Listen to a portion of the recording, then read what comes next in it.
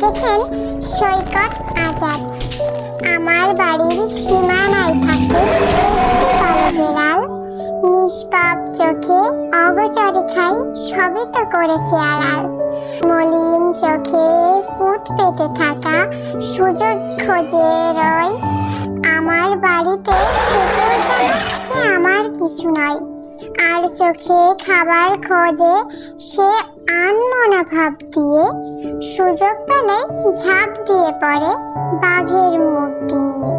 ছলনায় ঘেসে কোলে উঠে পড়ে, আদর নেবার আসে। আজও জানি না বেড়ালটি আমার কারে যে ভালোবাসে। ভর পেটেও ঢেকে রাখা মাছ মাপ চাই তার কাছে।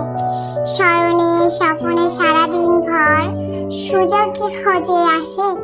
বনের পশু প্রলয় হুঙ্কারে খিদা